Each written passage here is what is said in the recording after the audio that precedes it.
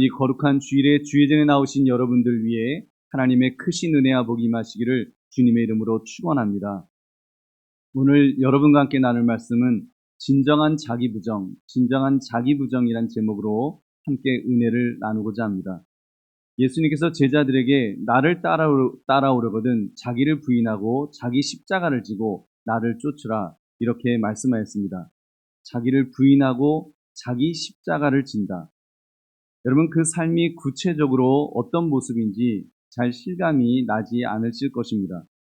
그래서인지 우리가 말은 나를 부인하고 나의 십자가를 지겠다고 하지만 실제로 그런 모습은 잘 안 보이는 것 같습니다. 어떻게 살아야 될까요? 여러분, 그 삶이 구체적으로 어떤 모습일까요? 여러분, 세례 요한, 오늘 본문에서 보여주고 있는 이 세례 요한의 자기 부정을 통해서 진정한 자기 부정의 모습을 살피시는 이 시간 되시기를 주님의 이름으로 축원합니다. 세례 요한이야말로 예수님을 따르는 것 때문에 얼마나 손해가 막심했던 그런 사람이었는지요. 그는 날 때부터 제사장이 될 수 있는 특권이 있었습니다. 왜냐하면 아버지가 제사장 사가랴였고 제사장직은 세습을 통해서 이어졌기 때문입니다. 그런데 세례 요한은 그 엄청난 특권을 버리고 하나님의 명령을 따랐습니다. 어떤 명령이었습니까? 예수님의 길을 예비하라는 그 명령이었습니다. 그래서 성전에서 편안하게 제사장으로 먹고 살 수 있는 길을 포기했습니다. 처량하게도 그 황량한 광야에서 먹고 자는 생활을 했습니다. 광야에 무슨 식당이 있겠습니까? 그렇다고 무슨 따뜻한 집이 있겠습니까? 석청, 즉 야생꿀을 먹고 메뚜기를 잡아먹으면서 낙대 털옷을 입고 그렇게 생활해야 했습니다.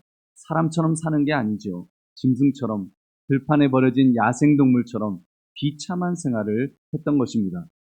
이렇게 세례 요한은 자기를 부인하는데 인간 삶의 기본 생활권까지도 부인하면서 그렇게 예수님을 따랐던 것입니다. 물론 그런 삶을 사는 것에 대한 보상이 주어졌습니다. 사람들이 세례 요한에게 와서 세례를 받았습니다. 사방에서 그에게 와서 자기들의 죄를 막 자복하면서 요단강에서 세례받고자 하는 사람들이 막 줄을 섰습니다. 심지어 바리새인과 사두개인들을 향해서는 독사의 자식들아, 누가 너희를 향하여 임박한 진노를 피하라 했더냐 하면서 아주 호통도 쳤습니다. 그러는 중에 제자들도 많이 생겨났습니다. 영적 지도자라는 타이틀을 가지고 큰 영향력을 끼치는 사람이 이제 되었던 것입니다. 역시 예수님을 위해서 살았더니 하나님은 보상을 해 주시는 것 같았습니다. 나름 영적으로 큰 출세를 할 수 있도록 그렇게 만드신 것 같았습니다. 그런데 문제는 이제 세례 요한과는 사촌지간이셨던 예수님께서 공생의 사역을 시작하면서부터 문제가 시작되었습니다. 이제 세례 요한만 세례를 베푼 것이 아니라 예수님도 세례를 베푸셨습니다. 우리 요한복음 3장 22절 23절 함께 읽겠습니다. 그 후에 예수께서 제자들과 유대 땅으로 가서 거기 함께 유하시며 세례를 베푸시더라. 요한도 살렘 가까운 에논에서 세례를 베푸니 거기 물이 많음이라. 그러므로 사람들이 와서 세례를 받더라. 아멘. 그때부터 사람들이 이제 의문을 품기 시작했습니다. 세례 요한이 베푼 세례가 사람들을 깨끗하게 하는 기능이 이게 제대로 작동을 하는 거야? 이런 의문이었습니다. 요한복음 3장 25절 보면 이에 요한의 제자 중에서 한 유대인과 더불어 정결 예식에 대하여 변론이 되었더니, 지금 세례 요한으로 인해서 회개의 역사가 일어났다면, 그래서 사람들이 막 달려와서 세례를 받았다면 과연 그 세례가 그 제대로 된 세례냐? 왜냐하면 예수님에게 달려와서 또 세례를 받았기 때문입니다. 아마도 그들 중에는 세례 요한에게 받아놓고는 또 받는 사람들이 많았을 것입니다. 예수님은 하나님의 아들이셨으니까요. 신비한 힘에 이끌려서 모두 예수님에게 세례받기를 원했던 것입니다. 그러니까 그의 직분을 근본적으로 의심하는 변론이 일어났던 것입니다. 그러자 세례 요한의 제자들이 이제 불안해졌습니다. 라삐여, 선생님과 함께 요단강 저편에 있더니 그 선생님이 증언하시던 이가 세례를 베풀매 사람이 다 그에게로 가더이다. 그 말은 세례 요한, 라삐여, 당신께서 일타 강사인 줄 알고 우리가 쫓았는데 이제는 학생들이 다 예수님에게 몰려가서 예수님이 일타 강사가 됐어요. 예수님이 인기가 다 그쪽으로 갔어요. 지금 그런 이야기를 하는 것입니다. 여러분이 세례 요한의 입장이라면 어떤 마음이 드시겠습니까? 여러분, 적어도 질투심이 먼저 나지 않을까요? 막 화도 나겠죠. 내가 저 예수를 세례를 줬는데, 아니, 이게 도대체 무슨 일이야? 막 화가 날지도 모릅니다. 그런데요, 요한은 바로 그때 진정한 자기 부정을 합니다. 진정한 자기 부정의 모습을 보여주었습니다. 그는 자기 부정의 메시지, 여러분 그의 메시지를 들어보십시오. 첫째, 자기는 엑스트라이고 예수님이 주인공이시라고 그는 그렇게 고백합니다. 우리 요한복음 3장 27절, 28절 함께 읽겠습니다. 요한이 대답하여 이르되 만일 하늘에서 주신 바 아니면 사람이 아무것도 받을 수 없느니라. 내가 말한 바 나는 그리스도가 아니요 그의 앞에 보내심을 받은 자라고 한 것을 증언할 자는 너희니라. 아멘. 나는 그리스도가 아니다. 나는 메시아가 아니다. 나는 주인공이 아니다. 그의 앞에 보내심을 받은 자에 불과하다고 그는 말하고 있습니다. 두 번째, 그는 신랑 예수님을 만나 진정으로 기쁘다고 했습니다. 요한복음 3장 29절, 신부를 취하는 자는 신랑이나 서서 신랑의 음성을 듣는 친구가 크게 기뻐하나니 나는 이러한 기쁨으로 충만하였노라. 그 말은 자기는 신랑이 아니라는 것입니다. 신랑의 음성을 듣는 친구라는 거예요. 그렇기 때문에 예수님의 음성을 듣는 기쁨으로 지금 충만하였다. 참으로 정말 이 세상에 죄를 지고 가는 하나님의 어린 양의 그 음성을 듣고 자기는 지금 막 기쁨이 충만하다고 그는 그렇게 고백했던 것입니다. 셋째, 요한은 심지어 신랑 예수님으로 인해 자기는 망하고 싶다고, 자기는 망해도 괜찮다고 그렇게 말합니다. 우리 요한복음 3장 30절 함께 읽겠습니다. 그는 흥하여야 하겠고 나는 쇠하여야 하리라 하니라. 아멘. 자기는 예수님 때문이라면 망하고 싶다는 것입니다. 기꺼이 망하겠습니다. 지금 얼마나 기가 막힌 자기 부인의 말을 하고 있는지요. 여러분, 그렇다면 진정으로 예수님을 만난 자 세례 요한이 보여준 이 자기 부정, 자기 부인하라고 하신 이 말씀을 보면서 여러분 내 삶에 실천해 봅시다. 나도 자기 부인의 모습을 어떻게 할 것인가? 여러분, 첫 번째로 인생의 주인공이 내가 아니라는 것을 인정하며 살아갑시다. 인생의 주인공이 내가 아닙니다. 이렇게 말하면서 사는 것입니다. 세례 요한은 이 입장을 분명히 했습니다. 나는 그리스도가 아닙니다. 나는 주인공이 아닙니다. 나는 메시아가 아닙니다. 나는 그의 앞에 보내심을 받은 사람, 즉 소개하는 사람에 불과합니다라고 그는 분명하게 말합니다. 여러분, 사실 세례 요한처럼 이렇게 말하는 것이 쉬운 것이 아닙니다. 우리 모두는 인생의 주인공이 자신이라고 생각하니까요. 우리 중 대부분은 세상 만사가 나를 중심으로 이렇게 움직이고 있다고 그렇게 느낍니다. 심지어 하나님도 나를 위하여 계신다라고 생각하기까지 합니다.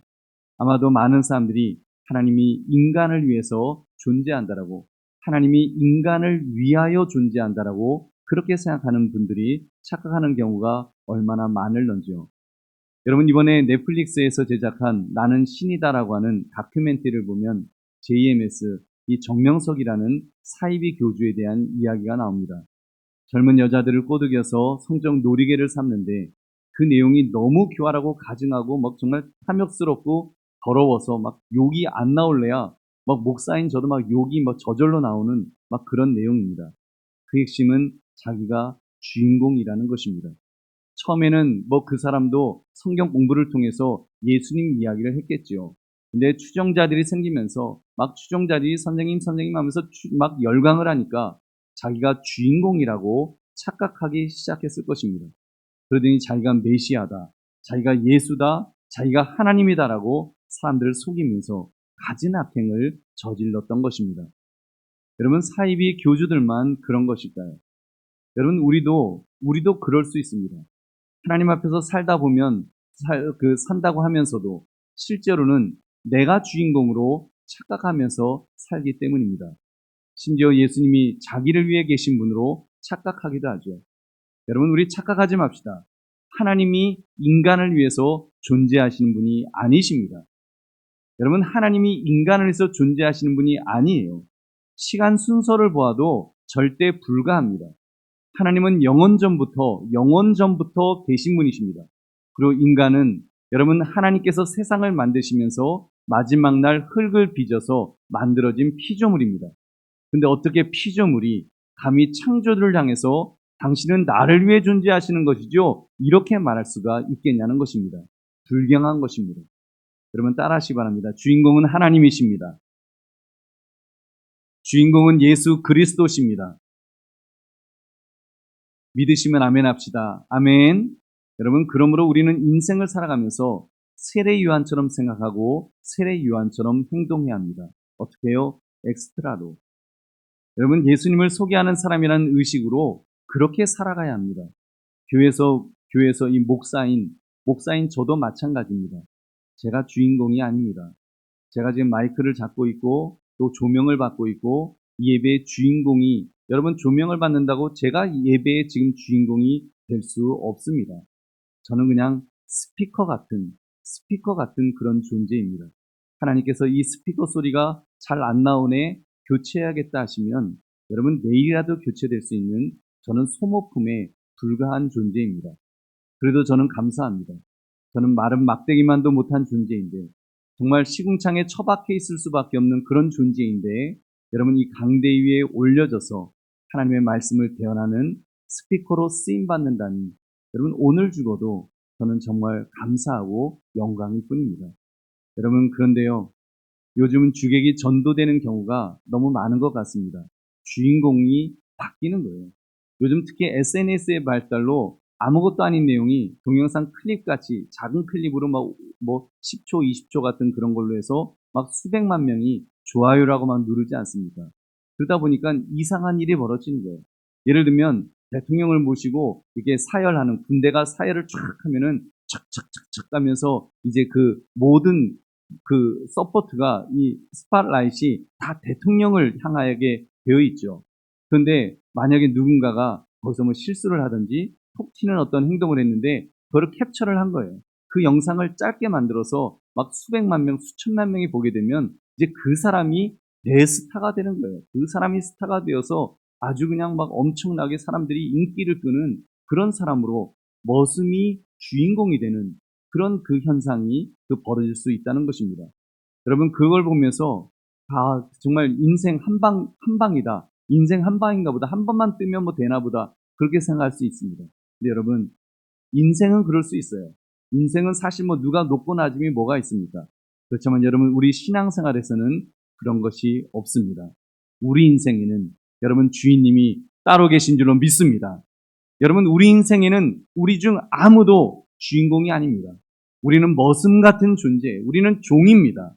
우리는 종이고 여러분 종인 우리가 만약에 누군가가 멋있다고 한다고 해서 누가 멋있다고 누군가가 목사님 그러고 누군가가 장로님 그러고 누군가가 권사님 그런다고 해서 자기가 주인공으로 착각한다면 여러분 그보다 더 꼴불견이 무엇이 있겠습니까?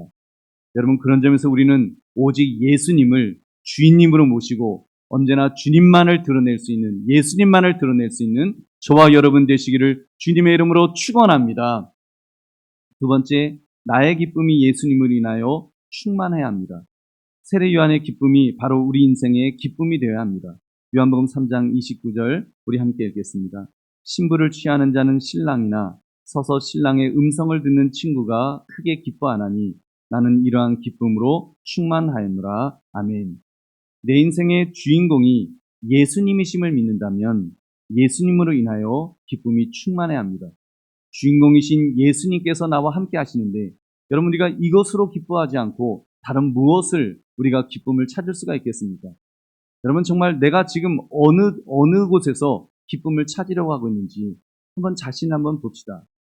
여러분 저희 집에 키우는 개가 있는데 그 주인을 바라보는 눈빛이 하도 애절해서 제가 말씀드리지 않을 수가 없습니다. 여러분 용서하시고 들으십시오. 제가 그 강대에서 이렇게 개 이야기 하고 싶지 않습니다만 여러분 제가 그 모습을 통해서 제가 정말 하나님을 어떤 모습으로 바라보며 살아갈지 제가 도전을 받아서 말씀을 드립니다. 그윽한 눈빛으로 주인이 제 아내거든요. 제 아내만을 쳐다봅니다. 그윽한 눈빛으로 이러고 제 아내만 쳐다봐요. 제 아내가 화장실을 들어가면요. 그 문을 딱 쳐다보면서 그러고 지키고 앉아 있어요.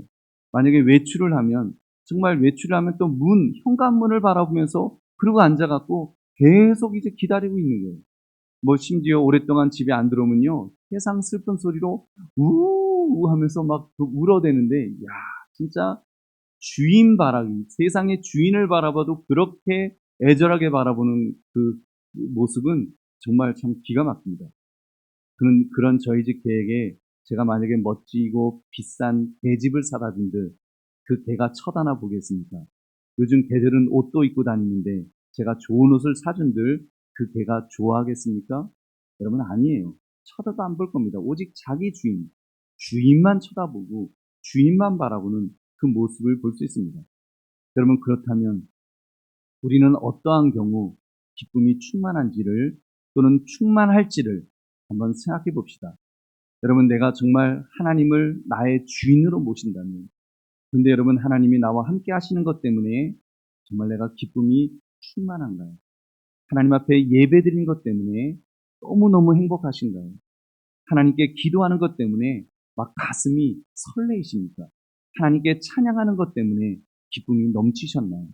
여러분, 예배는 좀 대충 드리고 기도는 형식적으로 하고 찬양은 덤덤하게 하는데, 여러분, 이건 뭐 만약이겠지만, 뭐 그런 일 없겠지만, 강남에 있는 아파트 80평짜리 새로 지은 집, 내가 만약에 내 집 마련이 돼 갖고 내일 입주한다. 그럼 아마 지금 기쁨이 막 넘쳐나겠죠. 막 이 기쁨을 누구와 나눌까 막 어쩔 줄 몰라 할 것입니다. 여러분, 최고급 승용차가 메르세데스, 뭐 마이바흐, 여러분 그런 차라는데, 내가 만약에 그런 차를 탄다고 한다면 여러분 어깨에 얼마나 힘이 잔뜩 이렇게 들어갈까요? 여러분, 우리 하나님 앞에서 부끄러운 일입니다.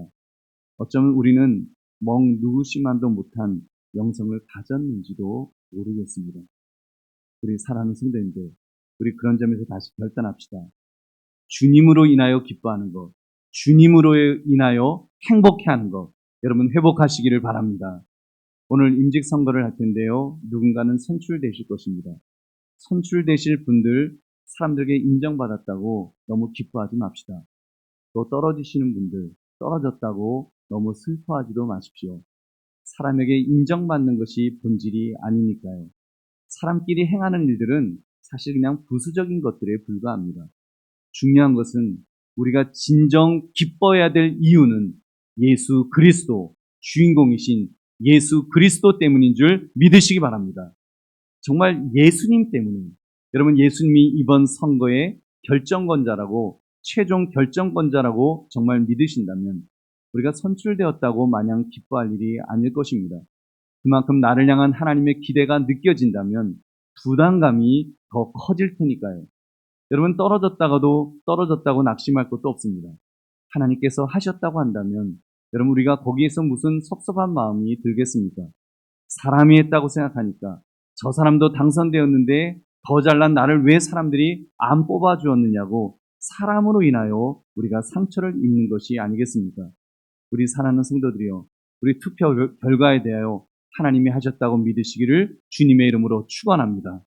잠언 16장 1절, 마음의 경영은 사람에게 있어도 말의 응답은 여호와께로부터 나오느니라. 여러분, 계획은 사람이 세우지만 결정은 하나님께서 하신다는 말씀입니다.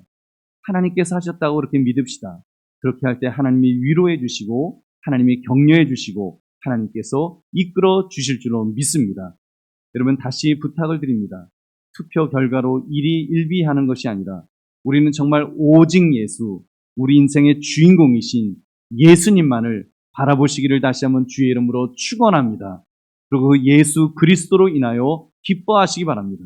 정말 예수님으로 인하여, 예수님이 나와 함께 하심에 여전히 예수님이 나의 하나님이 되심에 우리는 기뻐해야 될 줄로 믿습니다. 그러므로 저와 여러분의 기쁨이 오직 예수님으로 인하여 충만하시기를 주님의 이름으로 축원합니다. 세 번째, 나는 주님으로 인해 기꺼이 망하려고 해야 합니다. 망하려고 하는 그런 마음까지 가져야 됩니다. 이 모습이 진짜 자기 부정하는 모습이 아니겠습니까? 말은 우리가 주님의 십자가를 진다고 하면서 십자가를 지기는커녕 자기 머리에 세상 최고의 면류관을 쓰려는 사람들이 있습니다. 그 대표적인 자들이 사이비 교주들입니다. 사람들이 자기를 따른다고 영광이라는 영광은 다 가로챕니다. 나중에는 자기가 하나님이다, 내가 메시아다라고 하면서 온갖 파렴치한 죄를 다 저지르는 것입니다. 여러분, 그런 사이비 교주들만 그렇게 그 주인의 자리를 훔치는 것일까요? 여러분, 일반 교회에서도 그런 일이 벌어집니다. 다른 형태로. 예수님은 어찌 되시든 자기만 흥하려는 그런 자들이 있습니다. 목회 세습하는 목사들, 자기 아들에게 교회를 물려주는 것이 정당하다고 주장합니다. 과연 그럴까요? 여러분, 하나님은 공의한 하나님이십니다. 공평하신 분이라는 거예요. 그런 담임 목사를 청빙함에 있어서, 그렇게 큰 교회를 거기에 담임 목사를 청빙함에 있어서 아버지가 목사님이 아닌 다른 젊은 목회자들에게도, 여러분, 예를 들면 우리 교회 훌륭한 우리 부목사님들, 저런 분들에게도 공평하게 기회가 주어져야지, 여러분, 그것이 맞지 않겠습니까? 근데 자기 아버지가 세웠다고, 여러분, 자기 아버지가 세웠다는 이유로 그 새파란 아들이, 새파란 젊은 목사가 꿀꺽 세습해 버린다면 그건 공평하지 않습니다. 불공정이에요. 불공평입니다.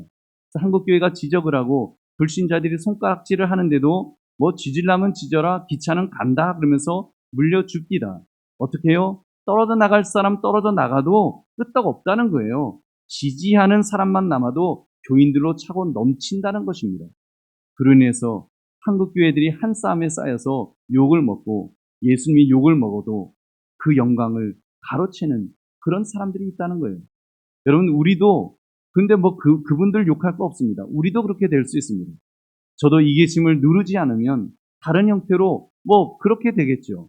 우리도 그러한 이기심이 활동하게 된다면 얼마나 공동체를 해치고 교회를 해치게 될런지요. 여러분, 그런 점에서 정말 우리 자신들을 돌아봐야 됩니다. 저는 용산구에서 활동을 많이, 이제 목사님들과 많이 활동하는데, 그래도 감사한 것은 용산구에 있는 목사님들은 그 이기적인 분들이 많지 않습니다. 여러분, 용산구에 있는 목회자들이 연합 활동을 굉장히 잘해요. 만약에 그분들이 서로 자기 명예를 내세우려고 자기 이름을 막 드러내려고 그렇게 활동한다면 목사님들이 다 바쁜데 그 일을 왜 하겠습니까? 안 하겠죠. 근데 정반대거든요. 큰 행사를 진행하면서 정말 기자가 인터뷰를 하자고 오면 서로 양보합니다. 아, 목사님이 하세요. 목사님 인터뷰하세요. 형님 먼저, 아우 먼저 하면서 그러는 거예요.